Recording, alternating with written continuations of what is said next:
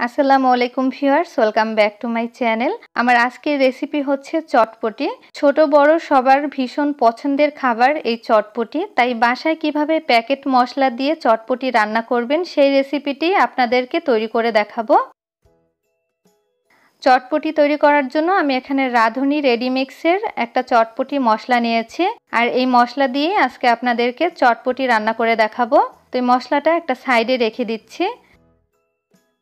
আমি এখানে 500 গ্রাম পরিমাণ চটপটির ডাল নিয়েছি। এই ডালটাকে অনেকে আবার ডাবলি নামেও চিনে থাকেন। তো ডালগুলো সারা রাত ভিজিয়ে রাখার পরে ভালো মতো ধুয়ে পানিটা ঝরিয়ে নিয়েছিলাম।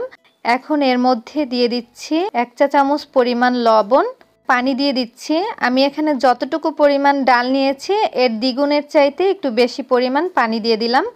এখন এই ডালগুলো আমি একটা প্রেসার কুকারের মধ্যে দিয়ে দিচ্ছি। ডালগুলো আমি একটা প্রেসার কুকারে সিদ্ধ করে নিব। আপনারা চাইলে কিন্তু যে কোনো পাত্রেই সিদ্ধ করে নিতে পারেন। তো আমি ঢাকনা দিয়ে ঢেকে এরপরে ডালগুলো সিদ্ধ করে নিব। আমি এখানে একটা বাটির মধ্যে হাফ কাপ পরিমাণ তেঁতুল নিয়ে নিলাম। দিয়ে দিচ্ছি পরিমাণ মতো পানি। পানি দিয়ে এই তেঁতুলটা আমি একটু মেখে নিচ্ছি। মেখে নেওয়ার পরে আমি একটা সাইডে এই তেঁতুলটা রেখে দিব, যাতে করে তেঁতুলের পিউরিটা সহজেই বের হয়ে যায়। তো আমি কিছুক্ষণ একটা সাইডে রেখে দিলাম। কিছুক্ষণ পরে তেঁতুলের পিউরিটা আমি বের করে নিচ্ছি। আর তেঁতুলের যেই দানাগুলো আছে এই দানাগুলো আমি হাত দিয়ে এভাবে চেপে তারপরে বের করে নিচ্ছি। আপনারা চাইলে কিন্তু চালনি দিয়েও চেলে নিতে পারেন। তো এই দানাগুলো আমি ফেলে দিলাম। এখন এই পিউরিটা কিন্তু তৈরি হয়ে গেছে।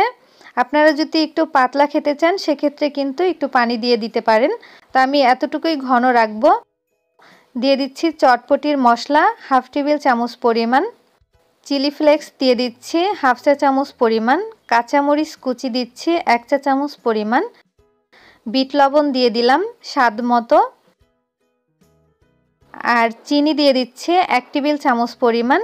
এখন এই সব কিছু আমি ভালোভাবে মিশিয়ে নিচ্ছি।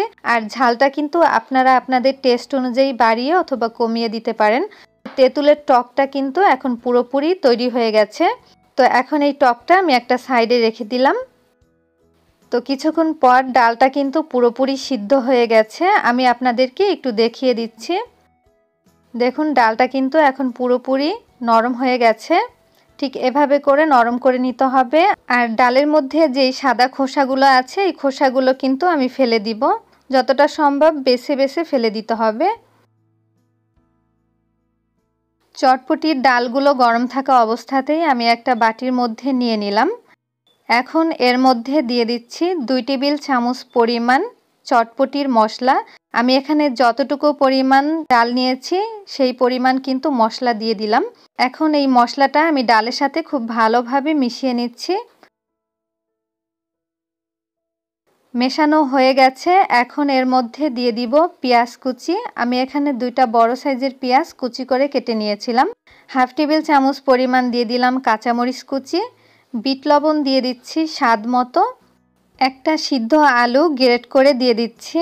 আপনারা চাইলে কিন্তু হাত দিয়েও ভেঙে এরপরে আলুটা দিতে পারবেন। তো আলুটা দেওয়া হয়ে গেছে। এখন আমি একটা সিদ্ধ ডিমও গ্রেট করে দিয়ে দিচ্ছি। তো ডিমটাও গ্রেট করে দেওয়া হয়ে গেছে। পরিমাণ মতো শসা কুচি দিয়ে দিলাম। এরপরে দিয়ে দিলাম চিলি ফ্লেক্স 1 চা চামচ পরিমাণ। ফুচকাগুলো আমি এভাবে হাত দিয়ে একটু ভেঙে গুঁড়া করে দিয়ে দিচ্ছি।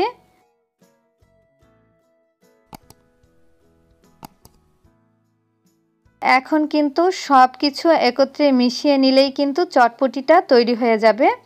দেখলেন তো কত সহজেই ঘরে চটপটি তৈরি করা যায়। বিকেলের নাস্তায় আপনারা কিন্তু খুব সহজভাবেই এই চটপটিটা বাসায় তৈরি করে নিতে পারেন। আশা করছি আজকের এই চটপটির রেসিপিটা আপনাদের কাছে ভালো লেগেছে। ভালো লাগলে লাইক, কমেন্ট আর শেয়ার করতে ভুলবেন না। চ্যানেলটি সাবস্ক্রাইব করে রাখবেন আর পাশে থাকা বেল বাটনে ক্লিক করে রাখবেন পরবর্তী ভিডিও নোটিফিকেশন পাওয়ার জন্য। সবাই ভালো থাকবেন। আল্লাহ হাফেজ।